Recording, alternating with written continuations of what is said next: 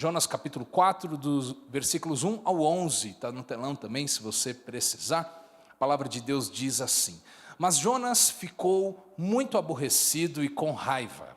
Ele orou ao Senhor e disse: Ah, Senhor, não foi isso que eu disse, estando ainda na minha terra? Por isso me adiantei, fugindo para Tarsis, pois eu sabia que tu és Deus bondoso e compassivo, tardio em irar-se e grande em misericórdia, e que mudas de ideia quanto ao mal que anunciaste. Agora, Senhor, peço que me tires a vida, porque para mim é melhor morrer do que viver. E o Senhor disse, versículo 4, você acha que é razoável essa sua raiva? Então Jonas saiu da cidade e sentou-se num lugar a leste da mesma. Ali construiu um abrigo, sentou-se na sombra para ver o que aconteceria com a cidade. Versículo 6, então o Senhor Deus fez crescer uma planta por cima de Jonas, para que fizesse sombra sobre a sua cabeça, a fim de o livrar do seu desconforto. E Jonas ficou muito contente por causa da planta. Mas no dia seguinte, ao amanhecer, Deus enviou um verme que atacou a planta e ela secou. Quando o sol nasceu, Deus fez soprar um vento leste muito quente.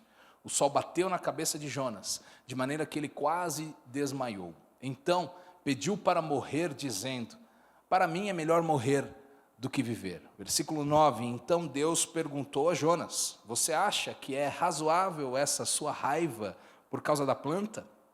Jonas respondeu: é tão razoável que até quero morrer.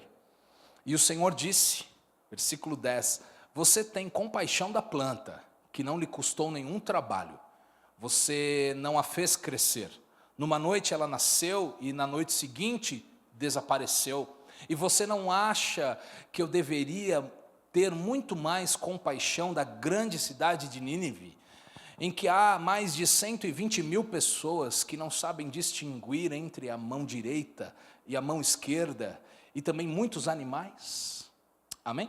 Feche os teus olhos. Pai querido, lemos a tua palavra, te agradecemos porque vida para a nossa alma, ela é luz para o nosso caminho, lâmpada para os nossos pés, a tua palavra é poderosa e uma palavra do Senhor pode mudar a nossa história. Obrigado pela palavra que lemos, abrimos os nossos corações e pedimos que o Senhor fale conosco, em nome de Jesus Cristo, amém. Amém? Você pode aplaudir ao Senhor pela palavra de Deus? A palavra de Deus é poderosa. O livro de Jonas, ele é dividido basicamente em 4 partes, que são os 4 capítulos deste livro. O primeiro capítulo, ele vai basicamente falar de Jonas e a tempestade. Jonas e a tribulação que ele enfrentou por fugir da presença de Deus. Aí depois lá no capítulo 2 nós vamos ver Jonas e o peixe, quando ele é ali jogado ao mar pelos marinheiros, o mar se acalma e Deus envia um grande peixe, ele é engolido por esse peixe, e lá no ventre do peixe ele clama ao Senhor. É basicamente o que vemos no capítulo 2. No capítulo 3, Jonas, é a relação de Jonas e a cidade de Nínive. Porque novamente vem a palavra do Senhor a ele, e dessa vez ele não foge, ele obedece, ele vai até a cidade de Nínive e prega destruição contra aquela cidade, prega sobre a ira de Deus contra aquela cidade. E os ninivitas se convertem, e Deus não se esquece, mas ele deixa para lá o mal que ele queria e prometeu fazer, mas ele muda de ideia, a Bíblia vai dizer, né? E no capítulo 4 agora que nós lemos, nós vemos a relação entre Jonas e Deus. Aqui é um bate-papo de Jonas com Deus, aqui é Jonas abrindo o seu coração. Mas olha que interessante, o capítulo 3 termina com a compaixão de Deus. O último versículo 10 do capítulo 3 vai dizer que Deus então ouve o clamor, a oração dos ninivitas, vê o arrependimento deles e Deus muda de ideia. E aqui eu falei, é uma figura de linguagem, não que Deus se arrependeu ou não que Deus mude de ideia, porque os seus planos são perfeitos, mas ele não faz nada de errado para se arrepender, mas Deus então não tem como não perdoar um coração arrependido. Alguém que se converte a Ele de todo o coração, Deus, Ele se mostra bondoso, Ele se mostra perdoador, misericordioso, porque esse é o coração de Deus, amém? Então não é que Deus mudou de ideia, mas Deus usou do seu caráter, do seu atributo de misericórdia, de perdão, em resposta, na verdade, à mudança dos ninivitas. Não foi Deus quem mudou, mas os ninivitas mudaram de atitude, mudaram de decisão, de caminho e de postura diante de Deus. Então se torna irresistível diante de Deus quando um coração se arrepende, amém? Agora, do capítulo 3 para o capítulo 4, nós saímos da compaixão de Deus e entramos na ira de Jonas. Você reparou? Nós saímos do triunfo do propósito de Deus, propósito de salvação para toda aquela cidade de Nínive. Nós saímos da vitória, do propósito de Deus e entramos então aqui no fracasso dos desejos de Jonas. Porque Jonas não queria que Nínive fosse salva. Jonas queria que os ninivitas fossem destruídos, ele queria que se cumprisse aquela mensagem de destruição que ele levou para a cidade, porque eles eram inimigos do povo de Deus, e Jonas não queria que eles fossem perdoados, Jonas não queria que Deus fosse bondoso e misericordioso, ele queria que eles fossem destruídos, mas Deus os salva, então Jonas fica bravo e aborrecido com Deus. Você está comigo? Amém. Jonas, ao ler a Bíblia, nós vemos que ele era um nacionalista, radical, ele era israelita, judeu, e ele não abria mão daquilo, ele queria que o seu povo fosse o melhor e os outros fossem destruídos, ele era um preconceituoso, racista, xenofóbico, ele não suportava os outros povos, ele achava que a salvação era exclusiva dos judeus, e Deus está o tempo todo tentando ensiná-lo que não, ensiná-lo que a sua graça e a sua misericórdia ultrapassam os limites da nação de Israel, e ultrapassam e alcançam todas as nações da terra. Glória a Deus por isso, porque alcançou também as nossas vidas, não é verdade? A pregação de Jonas havia sido um sucesso exponencial. Para um pregador, Jonas deveria se sentir feliz, porque ele pregou uma mensagem e uma cidade inteira, uma cidade grande, como a cidade de Nínive, uma cidade importante, uma cidade expressiva, 120 mil pessoas se converteram em um dia de pregação, que Jonas percorre a cidade, talvez ele nem tenha conseguido falar com todo mundo, eu já preguei sobre isso, a cidade deveria ser percorrida 3 dias, mas ele vai um dia só, fala para quem dá, e com má vontade talvez, mas Deus usa a sua mensagem de forma poderosa, e essa mensagem é multiplicada, chega até aqueles que não ouviram. O rei de Nínive se arrepende, convoca a nação para um jejum, para um momento de trocar as roupas, colocar roupa de pano de saco, se assentar sobre as cinzas, o que significava tristeza, arrependimento, e eles falam, quem sabe Deus vai ouvir e vai nos perdoar. Jonas nem tinha falado de perdão, mas eles tomam essa iniciativa e são perdoados por Deus e recebem salvação. Para um pregador, Jonas deveria se sentir muito feliz. A mensagem foi um sucesso, aquela pregação, aquela missão, aquela realização missionária foi um sucesso absoluto, uma cidade inteira convertida ao Senhor. Mas embora Jonas tenha tido um sucesso fenomenal, o livro não termina aí. Existe o capítulo 4, e no capítulo 4 nós vemos o que há lá dentro do coração de Jonas, nós vemos o que está no coração do profeta. Sabe por quê? Eu coloquei aqui, é possível alguém fazer a coisa certa com a motivação errada, sabia disso? É possível alguém fazer a coisa certa com a motivação errada. Jonas, ele prega, ele obedece a Deus, faz o que era certo diante de Deus, mas a motivação do seu coração não estava entregue a esta missão. A motivação do seu coração era simplesmente fazer aquilo que ele se vê obrigado a fazer, mas ele não queria lá no seu coração fazer aquilo.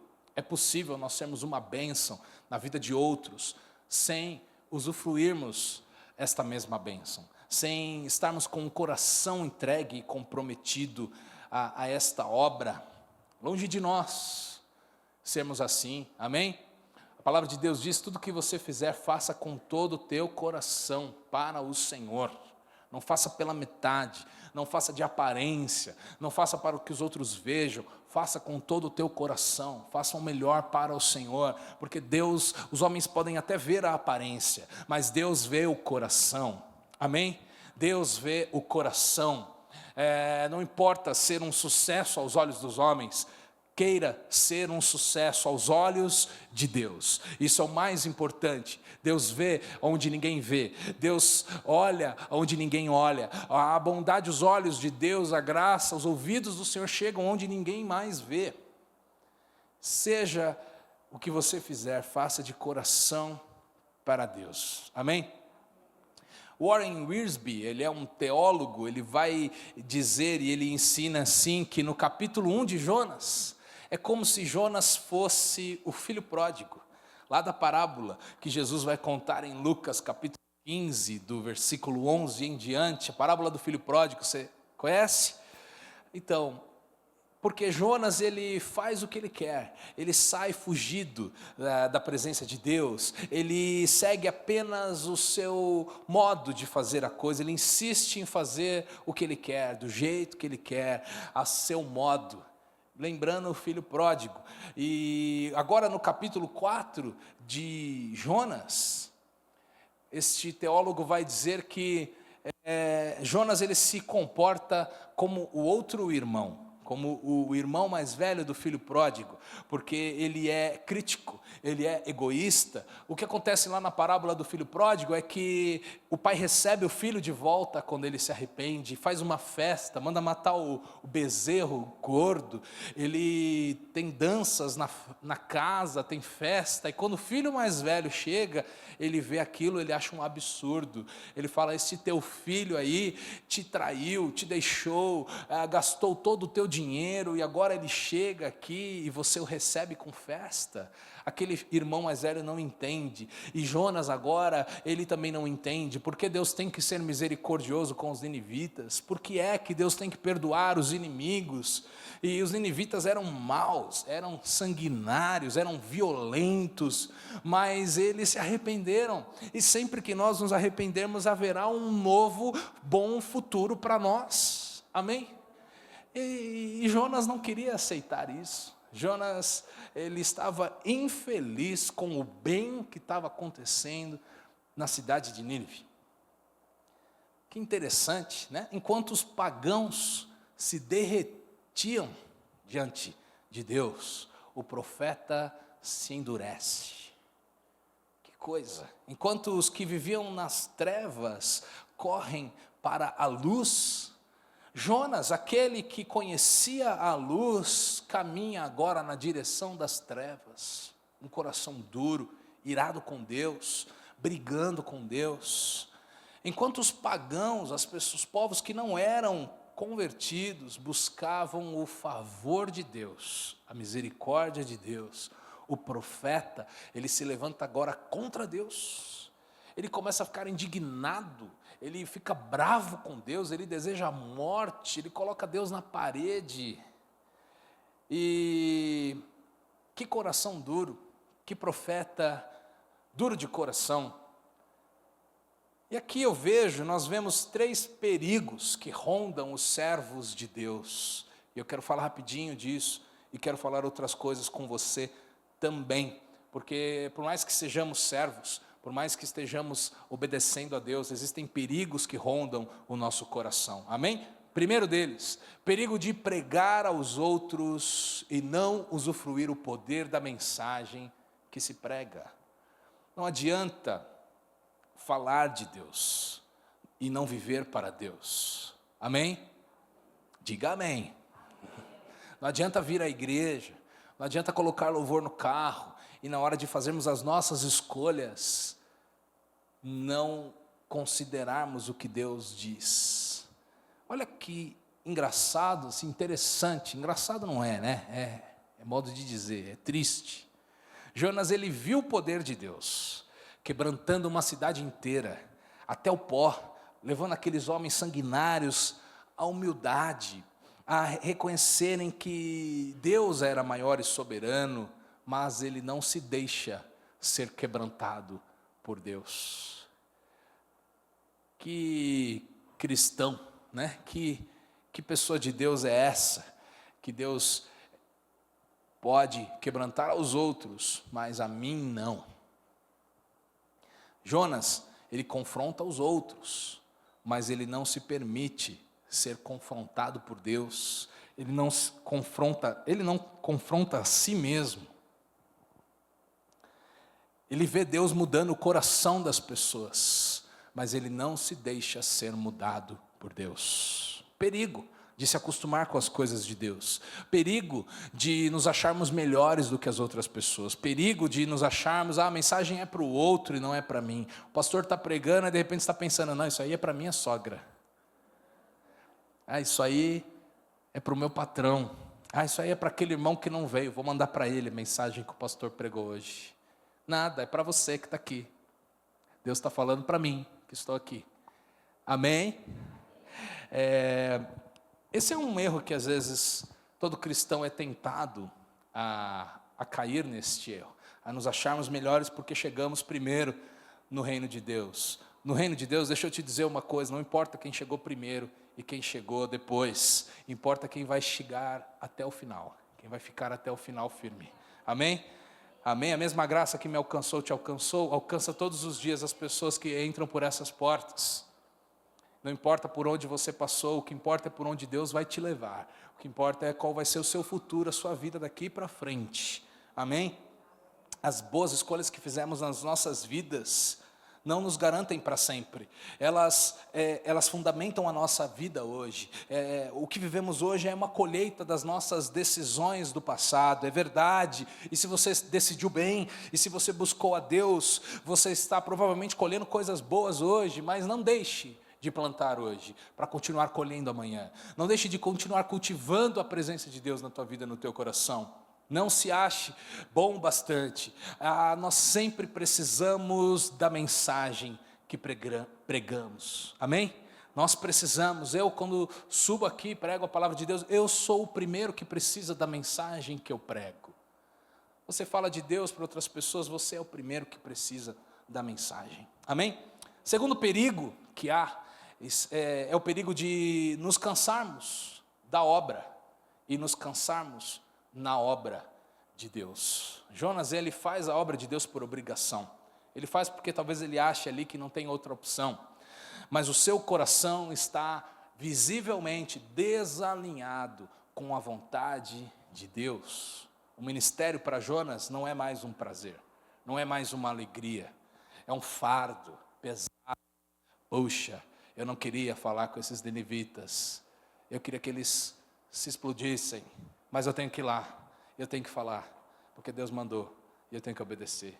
Triste, fazer a obra de Deus por obrigação e não por amor, fazer sem entender o coração de Deus, fazer por mesmice, por costume, por rotina.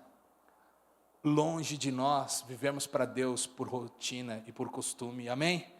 Como nós cantamos aqui, que toda a estrutura da vã religião seja abalada, que possamos entender que Tu és o caminho, que possamos entender as verdades do Evangelho e vivermos nisso, amém? Amém, é possível fazer a obra de Deus cansado, é possível fazer a obra de Deus de forma pesada, mas Jesus disse, me entregue o seu fardo. E tome o meu jugo que é leve e suave. Viver para Jesus precisa ser leve e suave. Não quer dizer que vai ser 1000 maravilhas, mas nós entregamos o nosso peso na presença de Deus e recebemos do seu fardo que é leve e que é suave. Amém? E é uma alegria fazermos a obra de Deus. E o dia que você fizer a obra de Deus, servir, falar do amor de Deus, e isso não fizer os teus olhos brilhar, alguma coisa está errado. Reveja onde você perdeu o seu coração. É possível fazer a obra de Deus, sem o Deus da obra, mas não é isso que nós temos que fazer. Não é assim que Deus sonha que seja. Amém? Jonas já não tinha mais alegria em viver, em trabalhar para Deus. Jonas, ele vê o melhor possível dos resultados, que era a cidade ser convertida, inteiramente convertida ao Senhor. É o melhor dos resultados possíveis. Mas ele está desgostoso da vida, amargurado, deprimido, cansado de Deus, cansado da obra, cansado na obra de Deus. Se você estiver cansado, fala para quem está do seu lado, se você estiver cansado, descanse. Descanse. Quando estamos cansados, não reclame, não desista, não fale mal, descanse. Está cansado, descanse. Amém? Amém. Terceiro perigo, o perigo de se fazer a obra de Deus, mas não ter prazer no Deus da obra. Sabe que a maior prioridade na vida de um cristão deve ser o seu relacionamento pessoal com Deus. Amém? É para isso que nós vivemos. Paulo falou, eu prossigo, eu me dedico para conhecê-lo da mesma forma que por ele sou conhecido. Esse é o nosso alvo de vida. Vivermos para conhecermos a Deus, vivermos para buscarmos e recebermos mais da sua presença, para desfrutarmos da sua graça, para realmente sermos abraçados pelo seu amor. É para isso que nós vivemos. Não adianta nada fazer a obra de Deus sem o Deus da obra. O Deus da obra é mais importante do que a obra de Deus. Amém? O Deus da obra é mais importante do que a obra de Deus. A comunhão com Deus vem antes do trabalho para Deus. Que nesse ano, que por toda a nossa vida, nós possamos priorizar o nosso tempo a sós com Deus. Amém? Que nós possamos orar mais, que possamos buscar mais da presença de Deus, que possamos nos entregar mais, nos derramar mais, porque Deus está disponível. Muitas vezes nós que somos ocupados demais, e trabalhar para Deus não significa ter relacionamento com Deus. O relacionamento com Deus vem antes. Amém? Deus está mais interessado em quem nós somos do que naquilo que nós fazemos. O coração de Jonas não era assim. O coração de Jonas estava longe de Deus. O Warren Wiersbe, que eu comentei, o teólogo, ele diz assim, o coração de todo problema é o problema do coração. O coração, o centro, o motivo principal de todo problema é o problema do coração. Como está o teu coração nessa noite? Como está a tua vida diante de Deus? Seu coração está entregue? Seu coração está alinhado com o coração de Deus? Você está feliz em ter a presença de Deus, em se relacionar com Deus? Que a nossa vida seja como está lá na Bíblia, que a nossa jornada do justo, aquele que ama a Deus, possa ser como o amanhecer, como a aurora, que vai brilhando até ser o dia perfeito, melhor a cada dia, que possamos viver de fé em fé, de glória em glória, que possamos amar a Deus mais hoje do que amávamos o ano passado, que possamos buscá-lo mais hoje do que buscávamos no ano passado, que a nossa jornada com Deus seja crescente a cada dia. Amém? Amém. Que haja fome, sempre fome no nosso coração, e que haja alegria em falarmos de Deus para outras pessoas, em trabalharmos para Deus, em servirmos na casa de Deus, que haja alegria no nosso coração, em compartilharmos toda a grandeza de Deus que está depositada em nós. Amém? Amém. Mas Jonas reclama. Versículo 1 e 2, voltando um pouquinho com você. Mas Jonas ficou muito aborrecido e com raiva. Ele orou ao Senhor e disse, Senhor, eu disse. Sabe aquela pessoa que diz para você, eu te disse? Não sei se é a tua esposa, se é teu marido, mas é ruim demais ouvir um negócio desse, né? Eu disse para você. Ele falou assim, eu disse, estando lá na minha terra.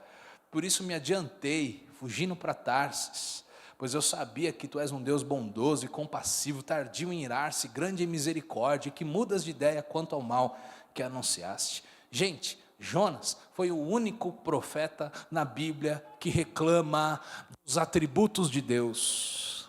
Reclama que Deus é bom, reclama que Deus é bondoso, reclama que Deus é misericordioso. Que profeta é esse? Que profeta estranho é esse? Da Shopee esse profeta. Profeta terrível. Que profeta é esse, gente? Ele está aborrecido, está ardendo em ira, está furioso diante da presença de Deus, porque Deus é bom e porque Deus é perdoador. Interessante, né? Jonas fez a melhor das orações, no pior dos lugares, lá no ventre do peixe, na pior situação que ele estava. Ele faz uma das melhores orações, que é buscar a Deus, agradecer pela vida, dizer: cumprirei o meu voto ao Senhor, tu és um Deus bondoso. Ele agradece exatamente por isso. Tu és bom, a tua misericórdia dura para sempre, o teu amor. Isso vai dizer lá no capítulo 2. Agora ele fica bravo pelo mesmo motivo. Agora, no melhor dos lugares, em Nínive, uma cidade onde um avivamento está acontecendo, onde a cidade inteira está buscando a Deus, se convertendo, no melhor dos lugares, Deus está fazendo maravilhas ali. Ele faz a pior das orações, ele reclama com Deus, ele diz: Deus, o Senhor não devia ser bondoso desse jeito, o Senhor não devia ser misericordioso desse jeito, com os inimigos não, só com a gente. Orar é se relacionar com Deus, amém? Orar é desfrutar de sua presença, é ter comunhão com o Senhor. Você entra na presença de Deus em oração, é para agradecer, é para exaltar o nome de Deus, é para pedir sobre algo que você realmente necessita, é declarar que você deposita sobre Ele a sua confiança. É para isso que nós oramos. Agora, Jonas resolve orar para reclamar das boas coisas que Deus faz. Jonas, ele foi usado para profetizar. Deus usa Jonas, ele é a boca de Deus, ele é um homem de Deus, ele é um profeta, ele anuncia bênçãos para o seu povo, mas ele não suporta ver as bênçãos de Deus sobre os inimigos. Ele não aceita nem a sobrevivência deles, e ele não aceita a transformação que Deus faz no coração deles. Sabe de uma coisa? Não há um coração mau e terrível que Deus não possa transformar. Deus é bondoso comigo, assim como Ele é com o pior de todos os pecadores que você imaginar. Não sei se tem um pecador melhor ou um pecador pior, todos são pecadores. Mas Deus é bondoso, misericordioso com todo aquele que se humilha diante dEle. Amém? E ao ver a vida dos ninivitas, Jonas pede para si a morte. Versículo 3 e 4, agora, Senhor, peço que tires a minha vida. Peço que porque para mim é melhor morrer do que viver. E aí Deus diz para ele: pensa um pouquinho, você acha que é razoável essa sua raiva? Jonas decide orar para reclamar, nós vimos isso. Agora ele ora para desistir da vida. Agora ele ora para dizer a Deus: Deus, eu estou desistindo da dádiva mais preciosa que vem de Deus, o dom da vida. Sabe, todos nós passamos por isso em algum momento das nossas vidas, onde os nossos planos são frustrados, onde aquilo que a gente esperava que seria de um jeito, não acontece daquele jeito, aonde eu queria tanto que fosse por um caminho, a vida fosse por um caminho, mas de repente parece que a minha vida tomou outro caminho. Não era exatamente o que eu esperava, não era exatamente o que eu desejava. Alguém está me entendendo? Alguém já passou por isso ou foi só eu? Alguém já passou por isso? Obrigado. E Jonas passa por isso. O seu desejo era que os inimigos fossem exterminados, mas os seus desejos foram frustrados. Ele não abraça os planos de Deus, ele fica lá com a sua frustração. Ele então olha para um sonho frustrado, um desejo frustrado, uma vontade frustrada, e ele pede a morte para Deus. Ele fala, se não for então para ser do jeito que eu esperava, prefiro não viver. Até soa um pouco birrento, né? Até soa um pouco egoísta. Jonas, ele acha que é melhor morrer do que desistir dos seus planos furados, que não era o plano de Deus, era o que ele achava que era o melhor. Ele quase que fala para Deus, Deus, eu sei o que é melhor, né? Quantas vezes a gente não faz isso? Deus, pensa bem, pensa comigo. Para uns que são mais bons de argumentação, né? E convencimento, Deus, pensa comigo. Não é melhor mesmo ir por esse caminho aqui? Olha, se coloca no meu lugar, Deus. Olha aqui as opções que eu estou analisando. Não faz sentido isso que eu estou pedindo ao Senhor? Nós achamos que sabemos, nós achamos que temos as respostas, mas a nossa vida está nas mãos de Deus. Ele tem as respostas. Ele tem. Provérbios vai dizer que o coração do homem faz planos, mas a resposta final vem de Deus. Vem de Deus. Jonas, o melhor que ele poderia fazer era abrir mão dos seus planos, era dizer, Deus, eu queria de um jeito, foi de outro, mas eu vou crer no teu jeito. Eu vou crer que o Senhor sabe o que faz. Muitas vezes nós olhamos para Deus e não dizemos talvez com as nossas palavras, mas com as nossas atitudes nós dizemos, Deus, você não sabe o que está fazendo. E Deus é paciente, porque Deus poderia dar um sermão duro, Ele só faz o seguinte, Ele fala para Jonas o seguinte, é razoável isso que você está pensando? Pensa de novo, Jonas, é razoável isso que você está pensando? E eu penso, quantas vezes nós somos irredutíveis assim como Jonas? Quantas vezes nós somos teimosos em achar que os nossos planos são os melhores? Nessa noite, eu te faço um convite, entrega os teus planos para Deus. Entrega aquilo que você acha que tinha que ser de um jeito e está acontecendo de outro. Entrega nas mãos de Deus. Porque Deus sabe o que faz. E não importa o jeito, se Deus está naquele negócio, será bênção. Haverá um futuro glorioso. Porque Deus não falha. Deus é poderoso. Deus é surpreendente. Quando nós achamos que só existe um jeito de fazer as coisas, Deus nos prova que há outros jeitos de fazer. Ele tem os seus caminhos. Amém? Confie no Senhor. Você veio aqui essa noite para que Deus falasse isso para você. Confie nos planos de Deus. Amém? Talvez Jonas ele pensou mais na sua reputação. Talvez ele pensou mais no seu nacionalismo. Na reputação, porque talvez ele pensou, Deus, que cara que eu vou ficar agora? Eu falei que ia ser tudo destruído. E aí o Senhor vai e abençoa. Ué, que carão, hein? Que vergonha. Ou talvez ele estivesse pensando no seu nacionalismo. Não, o povo de Deus são os judeus, é a nação de Israel. Somos nós o povo escolhido através de Abraão, desde lá de trás. O Senhor fez uma aliança conosco e agora o Senhor quer abençoar os pagãos. Agora o Senhor quer abençoar os gentios. Sabe, o livro de Jonas, ele é um espelho do Novo Testamento. Porque em Jesus Cristo todas as nações da terra são abençoadas. Não é exclusivo dos judeus. E Deus já queria fazer um esquenta disso lá no Velho Testamento. E aí ele faz na época de Jonas. Mas ele não entendeu nada.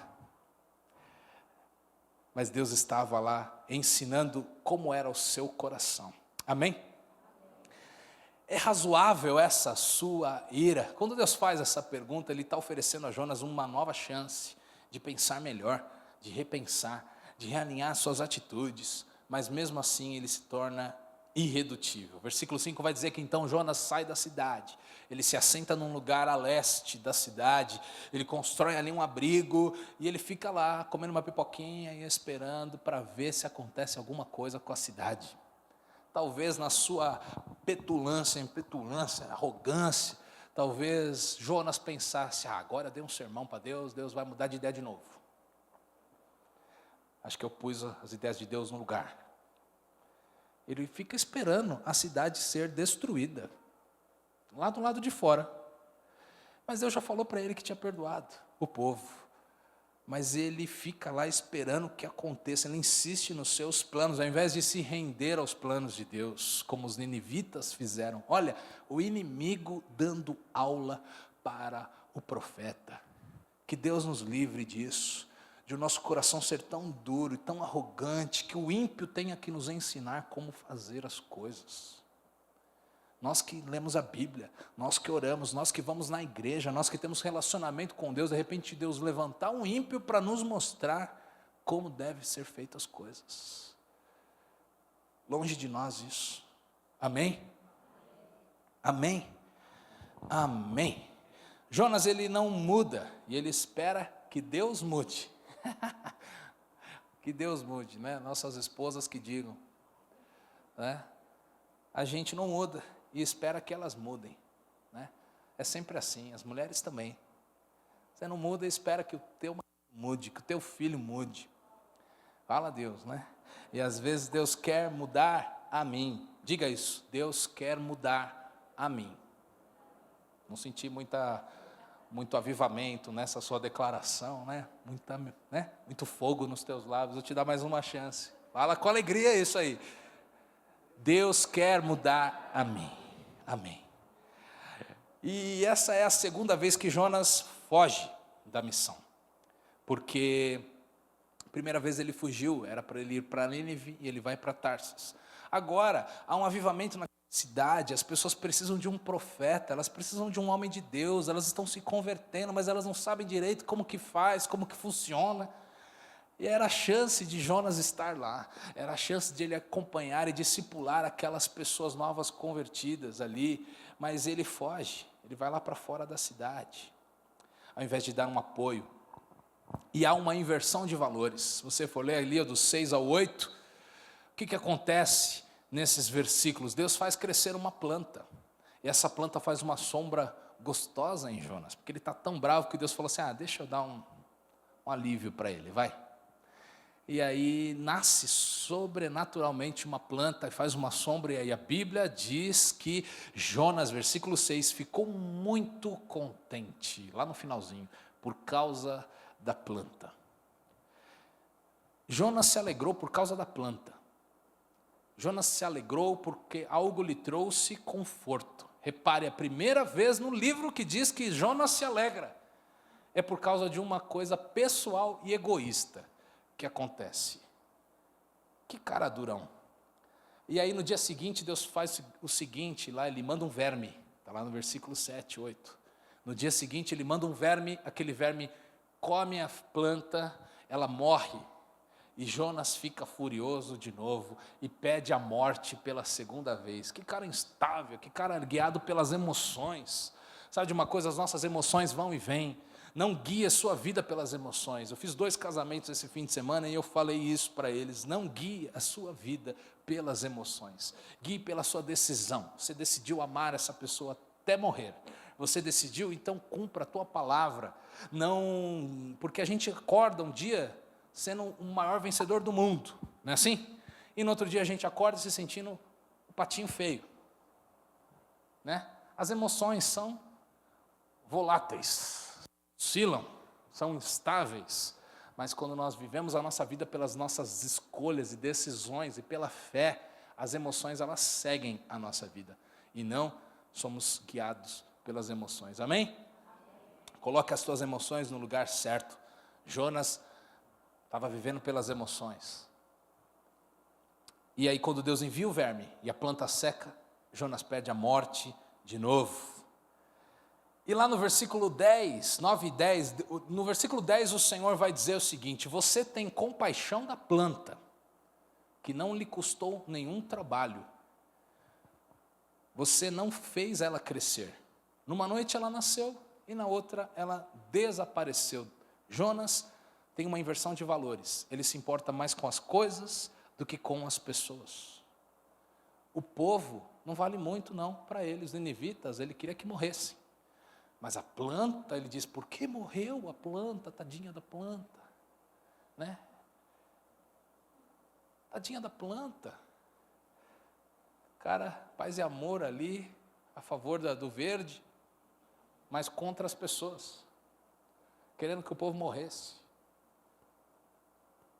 inversão de valores. E toda vez que os valores de Deus são invertidos nas nossas vidas, o resultado é tristeza e insatisfação. Saiba disso. Toda vez que o mundo prega isso, o mundo prega que as coisas são mais importantes, pise em quem você quiser para alcançar o que você deseja. Se o casamento não der certo, larga esse aí, arruma outro, mas seja feliz, conquiste o que você quiser. Esse é o discurso do mundo, mas não é o discurso de Deus. Deus se importa com as pessoas, todas as pessoas são importantes para Deus. Amém? Amém. Glória a Deus. Você sabe que isso Jesus ensinou. 2 minutinhos eu termino aqui. Em Lucas 12, 15, Jesus lhes falou o seguinte: tenham cuidado, não se deixem dominar por qualquer tipo de avareza, porque a vida de uma pessoa não consiste na abundância dos bens que ela tem. Amém? Pessoas lutam, brigam, matam e morrem por coisas. Jonas queria morrer, cada planta que ele perdeu. Isso nos nossos dias é muito real. Mas, por quê? Porque as pessoas colocam as coisas como o alto escalão dos valores da vida. Valores invertidos. Agora, que coração duro, né? A única pessoa que tem um coração duro no livro de Jonas é o homem de Deus. Os gentios, os marinheiros, que nem eram do povo de Deus, eles têm um coração generoso. Os ninivitas, que não eram o povo de Deus, eles se arrependem, eles reconhecem os seus pecados, eles deixam os seus pecados. Sabe, a natureza obedece a Deus. O peixe não fala para Deus, não vou comer ninguém. O peixe come, o peixe engole o profeta. O mar não diz, não vou soprar para o outro lado, eu sopro onde eu quiser. Não, o vento soprou onde Deus queria que soprasse, a tempestade se formou onde Deus queria, mas o único que tem um coração duro é o homem de Deus. Os gentios adoram a Deus, há adoração e honra e reverência a Deus. Os ninivitas se prostram, se humilham. Engraçado, os marinheiros adoram a Deus depois que Deus os livra. Os ninivitas vão lá e adoram a Deus e se prostram a Deus antes de um milagre acontecer. Mas o profeta, o homem de Deus, é o único que aponta o dedo na cara de Deus e não dá louvor a Deus. E fica irado com Deus, e fica bravo com Deus. Que triste que a gente não perca o nosso coração no meio da caminhada de fé. Amém? Que tenhamos um coração ensinável, um coração perdoador. O livro de Jonas vai terminar com essa pergunta, que Jonas não responde. Versículo 11. Ele está falando, você se importa com a planta. Aí ele vem entrando no versículo 11 e diz, e você não acha que eu deveria ter muito mais compaixão da grande cidade de Nínive? Mais de 120 mil pessoas lá que não têm discernimento, não sabem distinguir entre a mão direita e esquerda. E também há muitos animais lá. Você que se importa com as plantas, você que é do paz e amor do verde e dos animais, você que é pai de pet, viu, Jonas? Há muitos animais lá em Nínive também. Existem pessoas lá em Nínive e você não se importa. Sabe, o livro de Jonas foi escrito há 2.700 anos atrás. Mas Jonas não está lá há 2.700 anos de distância de nós. Não, Jonas, ele está dentro de nós. Ele mora debaixo da nossa pele. O coração de Jonas bate no nosso peito. O sangue de Jonas corre na nossa veia. E eu quero terminar com essa pergunta. Quando eu leio o livro de Jonas, eu escuto o Espírito perguntando para mim e perguntando para você: e a nossa vida, como que está hoje? Nós sentimos compaixão daqueles a quem Deus ama? Sim ou não? Ou nos importamos mais com o nosso conforto? Nós temos disposição de levar a palavra de Deus para aqueles por quem Cristo morreu? Nós nos importamos com os perdidos, com os não alcançados, com aqueles que estão caminhando para a destruição? Ou nós só sabemos olhar para as nossas necessidades? Nós concordamos com Deus que as pessoas sem Cristo estão perdidas? Nós nos preocupamos com os que vivem nas grandes cidades, onde há tanto pecado e pouco testemunho. Nós queremos fazer a diferença na nossa geração. Nós oramos para que o Evangelho alcance as pessoas em todas as partes do mundo. Nós contribuímos para isso. Nosso coração queima pelas pessoas que precisam de Deus. Ou nós perdemos o coração no meio da caminhada da fé. Ou nós endurecemos o nosso coração com o passar dos anos. Ou nós pensamos só em nós e os outros que se virem. O Evangelho não é sobre isso. O Evangelho é sobre se doar, é sobre alcançar o perdido, é sobre ir atrás daqueles a quem Deus ama assim como nos ama. Nós nos alegramos quando pecadores se convertem, quando pecadores se arrependem e creem em Jesus como seu Salvador. Nós não podemos responder por Jonas, né? Essa foi uma pergunta que Deus fez para ele, mas nós podemos responder por nós. E o coração de Deus ali, Jonas é uma expressão de João 3,16, talvez o versículo central do Evangelho, onde está escrito assim: porque Deus amou o mundo, entregou o seu único Filho, para que todo aquele que nele crê não pereça, mas tenha a vida eterna. A vida em Jesus.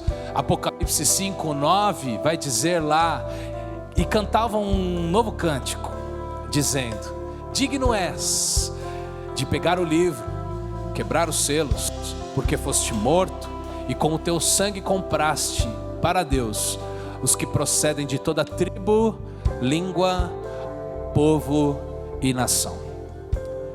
Todo mundo precisa de Deus. Todo povo, tribo, língua e nação.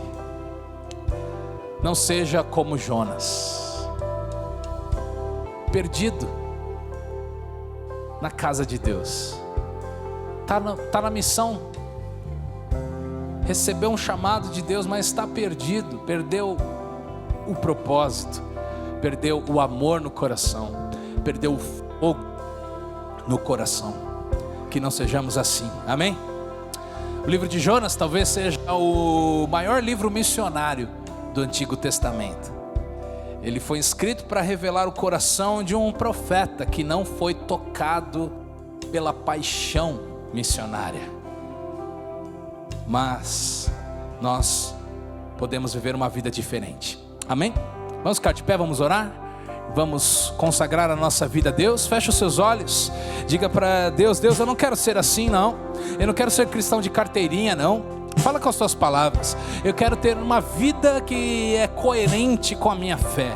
Eu quero, Senhor, me importar com os perdidos. Eu quero, Senhor, não ficar birrento e teimoso se as coisas não forem feitas exatamente do meu jeito. Em algum momento Deus vai frustrar os teus planos. Em algum momento, como Jesus foi levado pelo Espírito para o deserto, em algum momento nós vamos para o deserto. Em algum momento nós vamos ter que renunciar a algumas coisas. Em algum momento nós vamos ter que ser, a nossa fé vai ter que ser testada e provada. E o que vamos fazer quando isso acontecer? Jonas desejou a morte, mas os ninivitas desejaram a vida. Houve vida para os ninivitas. Houve vida e transformação para o coração contrito e quebrantado. Ah, Senhor, que o tempo não ofusque a nossa fé, que a vivência dentro da igreja e com as coisas do reino de Deus não torne o nosso coração frio, egoísta, apático. Não, Deus, que a chama do amor pelo Senhor sempre esteja viva em nosso coração. O amor pelas almas perdidas, a vontade de pregar o teu reino, o teu evangelho, que isso esteja sempre em nós. Usa as nossas vidas, Deus. Levanta-nos como profetas nesta geração, como pessoas que ajudam os que estão chegando, como pessoas que fortalecem a fé uns dos outros e não que desejam a destruição. Em nome de Jesus Cristo, em nome de Jesus Cristo, obrigado, porque Tu és bom e Tu és misericordioso. e a tua misericórdia dura para sempre, e a tua bondade não tem fim, e o Senhor se arrepende do mal que recairia sobre nós, e muda a nossa sorte, e reverte a nossa situação. Glórias a Deus pelo amor que nos alcançou, glórias a Deus pela bondade, pela graça e pela misericórdia, que tem transformado a nossa história, e que tem nos dado um destino glorioso. Nós te amamos, Deus, e com a mesma misericórdia e amor que fomos alcançados, queremos ver pessoas serem alcançadas também, em nome de Jesus, amém, amém. Você pode aplaudir ao Senhor?